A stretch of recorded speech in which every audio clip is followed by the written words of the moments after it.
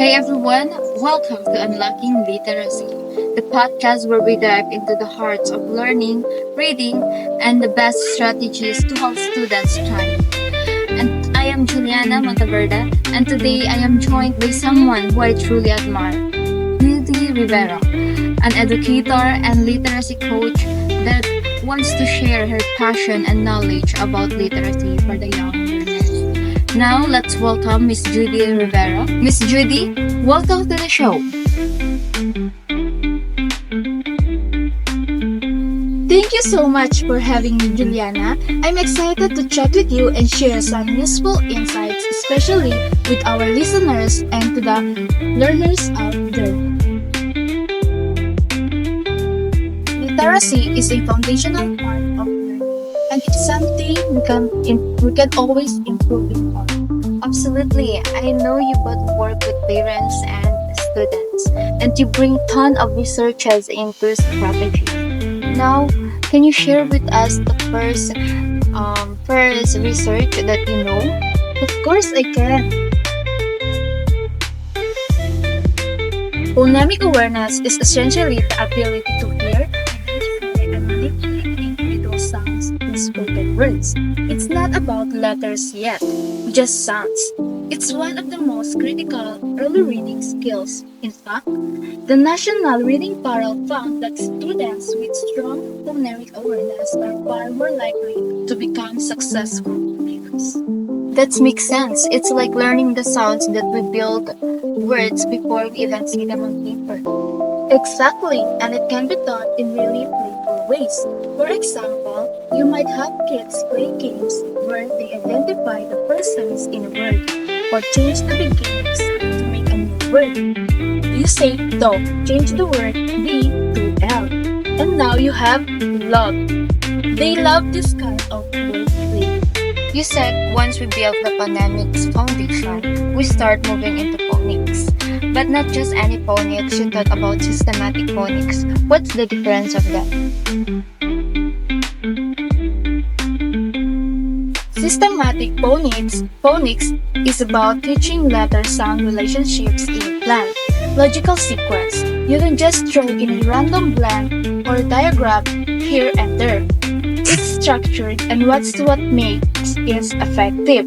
Studies by Airy and others shows that systematic phonics instruction significantly improves students' ability to decode words, especially for early readers. Now let's move to the comprehension. I know most of the students, especially the young learners, have this problem where they don't understand what they have read. So can you give us some examples or some ways that we can use to have a comprehension, a reading comprehension? Yeah, sure. One big one is teaching students to think aloud. Restless research suggests that strategies like predicting, questioning, summarizing, and clarifying help students engage with text more deeply. So even stopping mid texting and asking the students what happened next is useful. Absolutely.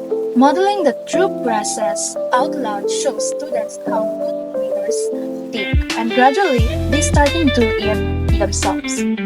Oh, and I think most of the learners are doing this. And if you are not doing this kind of techniques, do it for yourself, children.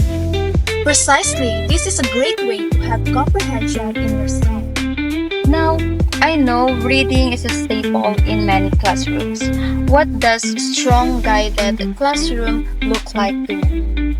To me, it's all about differentiation. Small groups, carefully labeled text, targeted instructions, found tasks, and Pinal emphasize that the teacher is constantly observing and adjusting support.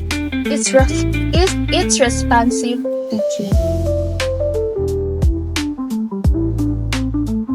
So it's less about reading a book with a group and more about intentional in the moment. Exactly. You're listening in, prompting, helping students apply strategies in them independently. It's powerful. Last week I read that writing can actually help improve reading skills. Can you explain it more to me? What is the connection of that two? Absolutely. Writing and reading go hand in hand. Graham and Herbert 2010 found that when students write about what they read, their comprehension improves.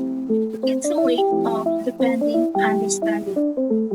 So it could be as simple as writing a summary after a story. Yes, or writing a diary entry from a character's point of view, or creating an alternate ending. It makes the reading more personal and reflective.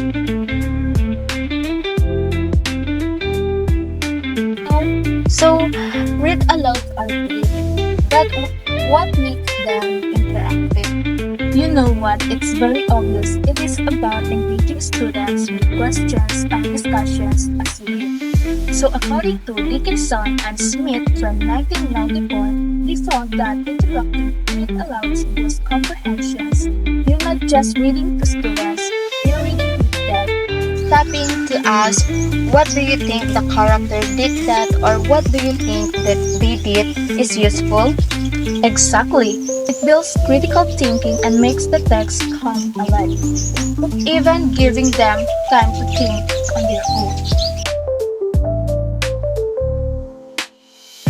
Now that we are in the 21st century age, or we're in a digital age now, how does that factor relate into literacy? So I read this from an article of Leo et al. 2013. She pointed out that online reading requires different skills like evaluating sources and navigating hyperlinks.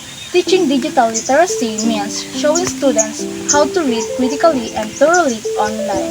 It's not about giving the kids tablet, but it's about how to use them. Give them the instruction on how to use it effectively. Exactly. With the right tools, technology can really enhance literacy instruction. About learners who needs more on hands-on learning. That's where multisensory instruction comes in. According to Birch, 2011, found that using visual, auditory, and kinesthetic activities together helps students, especially to those with dyslexia, think about tracing letters while saying their sounds aloud. So you're activating different parts of brain at once? Precisely, it's built stronger connections and helps concepts stick. And now, finally, the last question is, how do we keep kids engaged in reading? Choice is key. Guthrie and Wilfrid 2000 showed that when students can choose what they read and see in relevance to their lives, they are more motivated. Connecting books to their interests and background makes a huge difference. Letting the students pick whatever they wanted to read a book is very useful. Absolutely. When reading is joyful, students want to do more of it, and that's how they grow. That's great. So they really need to pick books that they think really matters to them so that they can enjoy it. Judy, this has been such a rich and informative conversation. I know our listeners are walking away with strategies that they can use starting tomorrow. I hope so. Literacy isn't about one magic solution. It's about layering effective practices and being intentional. I'm so glad we got to unpack that together. Thanks again for being here, and thank you to everyone listening. Be sure to check out our show for links and for all the studies by Miss Judy. And if you like this episode, don't forget to like, share, and subscribe. And leave us some message in the comment below. Keep reading, everyone. Here we will end our podcast. Goodbye, everyone.